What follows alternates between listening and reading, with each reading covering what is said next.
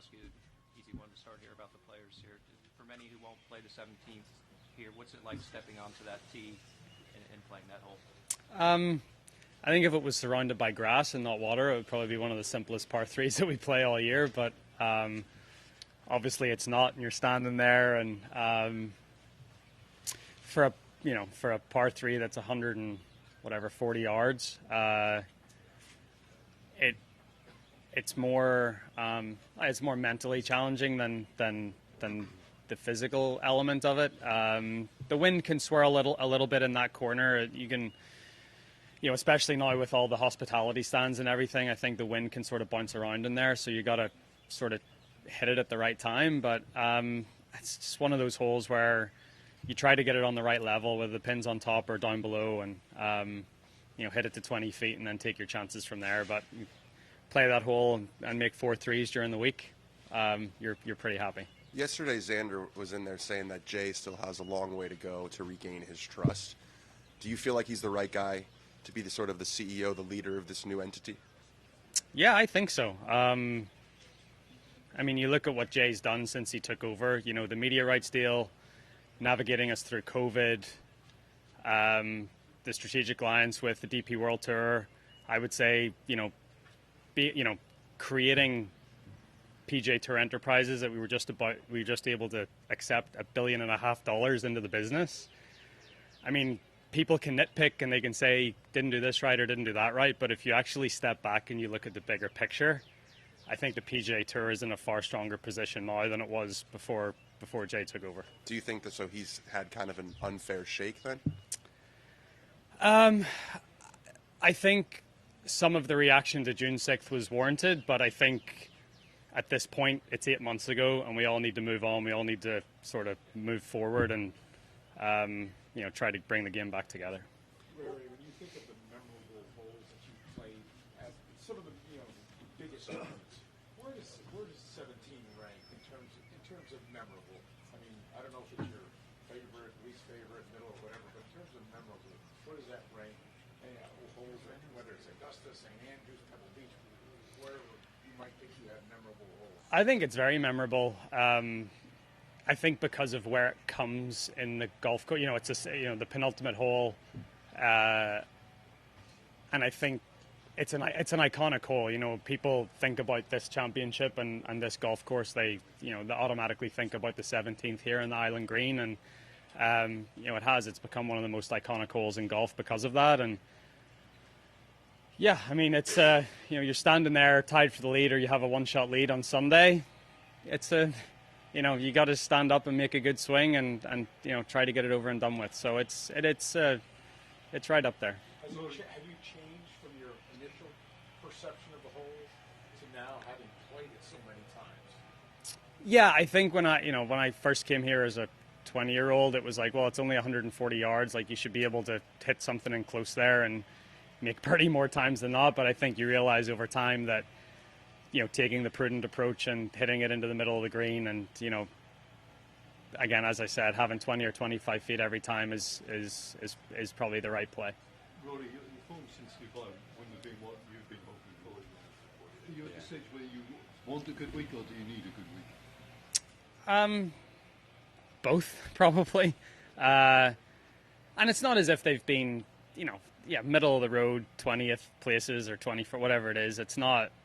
I'm not missing cuts, but at the same time, with how I've driven the golf ball the last 3 weeks, I should be contending in the tournaments that I've played. So, a little bit of work to do with the irons and trying to get those straightened out. But I feel like every other part of the game's in great shape. Driving the ball well. I feel like I figured out my putting last week and putted well the last 3 days at Bay Hill. So it's just taking advantage of the positions I'm putting myself in off the tee. Rory, Sorry, familiarity and the fact you're a past winner here must help as well. Yeah, it's fortunately there's not many places I go now that I'm not a past winner, so it's that's nice. Rory, you were saying that somewhere that you had an incredible feel with your driver, but it maybe wasn't translating to your irons. I just wanted to learn a little bit more about what's going on there and how you're kind of working through it. Yeah, yeah, I have this amazing feeling with my woods at the minute, and like I know you saw a couple of tee shots yesterday, and but when I try to recreate that feeling with the irons, it starts left and goes further left, and I think it's to do with, you know, you turn harder with a wood and you're sort of clearing harder, and then I think sometimes and it's really it's a feeling of at the top in transition. And when I try to do it with an iron and instead of a wood, I think it just sort of drops behind me. And then, like, I love this feeling of firing my right arm down the target line. And I can do that with my woods really well. But then when I try to do that with my irons, it, like, club face closes over and goes left. So it's almost like two different swings. Two different swings. I need to, you know, I have a swing thought for my woods, and I need a different swing thought for my irons, and that's sort of what I've been working on over the last couple of days.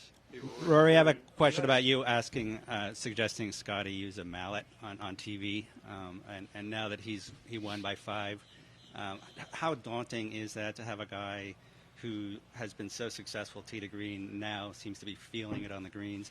And then, secondly, how often do you give advice to another player? Not to say Scotty necessarily. I'm not going to give him any more advice, that's for sure.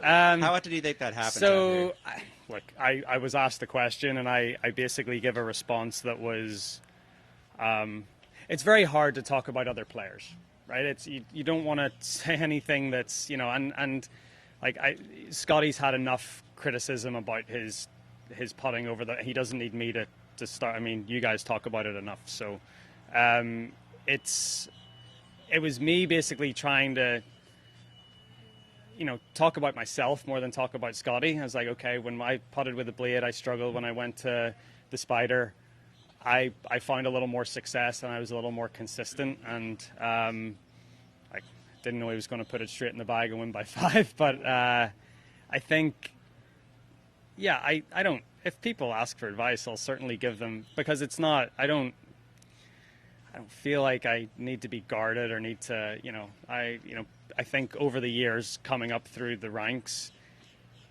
people have been good enough to me if I've asked them advice to give me advice. So, you know, I think I should be able to repay that to other people if they come to me. So.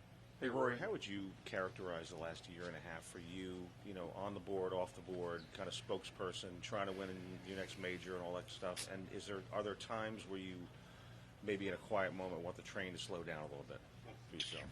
No, I want the train to speed up so we can get this thing over and done with. I know, I just mean personally, you know, in your journey. It's been an education. I feel... I feel grateful that I was on the PGA Tour board at the point in time when I was. I feel like it, you know, it will stand to me down the line if I ever want to get deeper into the business side of things, whether that's in golf or in other domains. But yeah, I definitely think that it didn't really take a toll on my golf, because I still feel like I played really good golf the last couple of years, but it took a toll on my time, and, you know, time that I wanted to spend maybe doing other things, and that was that was a part of the reason why I decided to get off. But yeah, it's been an education, and, you know, I've said this to you guys, I like being busy. I just like being busy doing my own things, and you know, it just got to the point, and it's different now though. You've got 2 boards on tour. One's really a business board, and sort of that priority is growing the growth of the business of the PGA Tour, and then the policy board, which I was on, was about making rules and slow play and whatever else. And, you know, that the business board to me would be something, if an opportunity came along in the future and I felt like it was the right time, would maybe be something that I would like to get involved in again. If I could just follow quickly on that, just in terms of all the stuff you've pretty much won everything but that next major in the last 10 years. How much does that build up in the back of your head? I think I've heard you say that the next major will feel like your first major, if I'm not mistaken. But how much does that kind of build up for you a little bit? It does, but then at the same time, I look at my record in the majors over the last couple of years, and I've definitely started to perform much more consistently in them. So, yeah, look, I'm under no illusion that the clock's ticking, and it has been 10 years since since I've won one of them. And I've had chances, and those just haven't went my way, and I just need to keep putting myself in those positions, and sooner or later it's going to happen. Hey Rory, you had a conversation with Jordan following his comments on the 5th a month ago. Felt like Tiger made some similar comments to that at Genesis. Have you spoken to Tiger about that in a similar vein? A little bit, yeah. I spoke to Tiger at Genesis a little bit. Yeah, just about sort of everything, whether it be the PIF negotiations or SSG and equity, and how are we going to, or not we, how's the tour going to grow and go from $2.5 billion in revenue to $4 billion to whatever, to we're all part of the business now. We've all got these equity grants, so how do we make that equity grow so it benefits the players? Rory, you expressed a desire for more signature events last week in Orlando, and it's received some troubling reviews from some of your peers out here on tour. Can you explain the difference between signature events and what we used to have for decades with the WGC? It feels like these signature events give more opportunity to PGA Tour players than ever before, but there seemed to be a lot of consternation last week. Yeah, I think when you've got a members organization that's been in existence for 60 or 70 years, and the first mantra of that organization is playing opportunities. Whenever people are perceived to have playing opportunities taken away from them, they're not gonna like it. So I can understand that, absolutely, and I think it's just the tour's been a certain way for so long. But I also think that the tour hasn't necessarily evolved with the changing times to make it a more compelling entertainment product, and sort of trying to fit in with the sort of modern media and sports landscape. So I think back to that meeting in Delaware, and I think, okay, did we push too hard? Did we try to, did we hold the tour to ransom too much, the top players? And, you look at, I think the signature events or the designated events or elevator, whatever it is, they really worked last year. Like if you look at the leaderboards, you look at the ratings, I felt like they really, really worked in 2023. And for whatever reason, they're not quite capturing the imagination this year compared to last year. And I think if I were to put my own perspective on it, I think it's because fans are fatigued of what's going on in the game. And I think we need to try to re-engage the fan and re-engage them in a way that the focus is on the play and not on talking about equity and all the rest of it. So, that's why I said, like, the sooner that this is resolved, I think it's going to be better for the game and better for everyone, the fans and the players. From a business perspective, it appears to be a much better product, but from a player perspective, are you still in favor of the qualifying criteria with the 30-40% churn each year?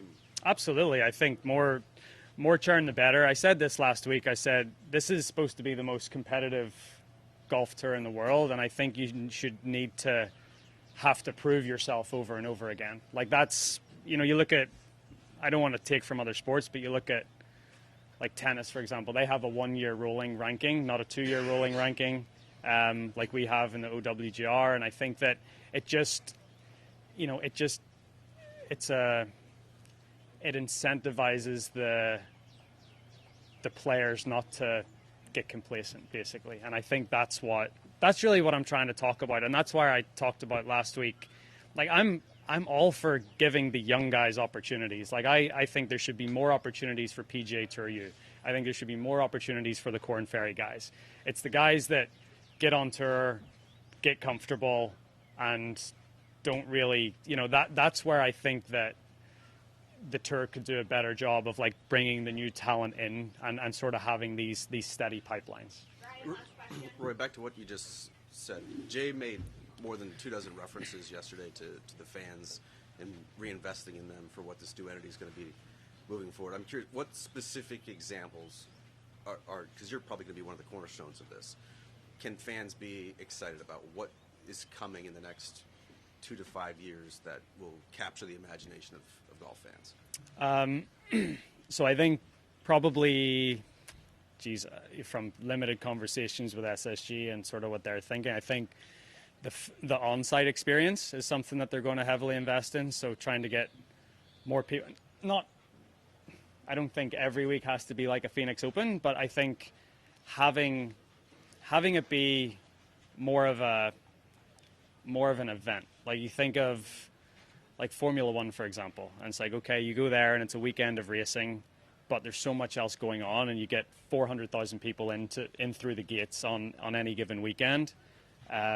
So creating more events like that, where it's a way to enhance the on-site experience for a fan, even fans that don't necessarily, watch golf week in, week out, but you try to bring them to a tournament, get them introduced, and I think that's one part. And then I think the television experience, I think Jay referenced this with PGA Tour Studios up the street. And I think if I were a fan, I would want to watch the best players compete against each other week in, week out. And to me, that seems like the lowest hanging fruit. Well, not the lowest hanging fruit, but basically, okay, I think if you just unified the game and brought us all back together in some way, that would be great for the fans. I would imagine. And then I think that would then put a positive spin on everything that's happened here. And we're like, okay, get together. We all move forward. And I think people could get excited about that. And I don't know what that looks like. And that seems like it's probably further away than it should be. But that's my perspective on it. How much does the onus fall on players like yourself to be more open to these opportunities and to be part of these fan engagement experiences? Yeah, so to me, this is the problem with a members organization. Things are created for the members, right? And then once those things are created, you got to go sell those things to fans, sponsors, media. And to me, that seems a little backwards. I think what needs to happen is you need to create things for the fans, for the sponsors, for the media, and then you have to go sell that to the players. Tell them to get on board with that, because if they get on board and we're all part of the business now, if the business does better, we do better.